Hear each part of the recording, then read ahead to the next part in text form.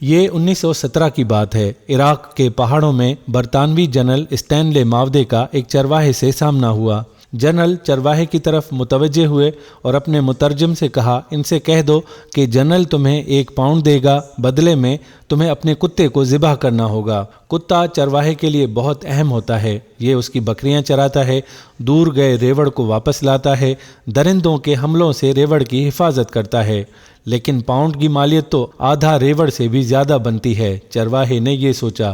اس کے چہرے پر لالچی مسکراہٹ پھیل گئی۔ اس نے کتا پکڑا اور جنرل کے قدموں میں ذبح کر دیا۔ جنرل نے چرواہے سے کہا، اگر تم اس کی کھال بھی اتار دو، میں تمہیں 1 اور پاؤنڈ دینے کو تیار ہوں۔ چرواہے نے خوشی خوشی کتے کی کھال بھی اتار دی۔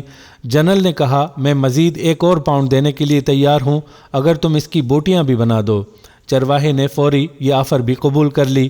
جنرل چرواہے کو 3 پاؤنڈ دے کر چلتا بنا۔ جنرل چند قدم آگے گئے تھے کہ اسے پیچھے سے چرواہے کی آواز سنائی دی۔ وہ پیچھے پیچھے آ رہا تھا اور کہہ رہا تھا، جنرل اگر میں کتے کا گوشت کھا لوں آپ مجھے 1 اور پاؤنڈ دیں گے؟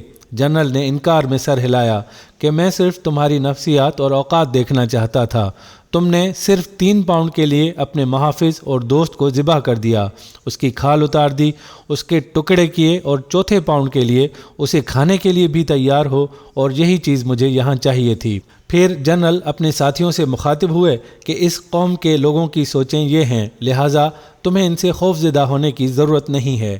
آج یہی حال مسلم ملکوں اور معاشروں کا بھی ہے۔ اپنی چھوٹی سی مصلحت اور ضرورت کے لیے اپنی ہی سب سے قیمتی اور اہم چیز کا سودا کر دیتے ہیں۔ یہ وہ ہتھیار ہے جسے ہر قابض، ہر شاطر دشمن ہمارے خلاف استعمال کرتا رہا ہے۔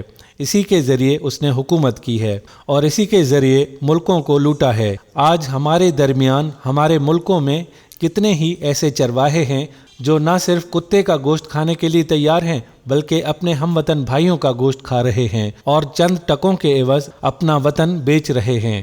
یہ واقعہ ڈاکٹر علی الوردی کی عربی کتاب لمحات اجتماعیہ من تاریخ العراق سے لیا گیا ہے، لیکن موجودہ حالات پر بالکل فٹ بیٹھتا ہے۔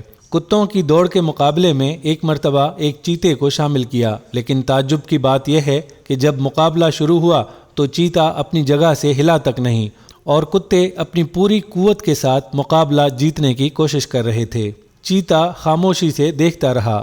جب مالک سے پوچھا گیا کہ چیتے نے مقابلے میں شرکت کیوں نہیں کی تو اس نے دلچسپ جواب دیا، کبھی کبھی خود کو بہترین ثابت کرنا دراصل اپنی ہی توہین ہوتی ہے۔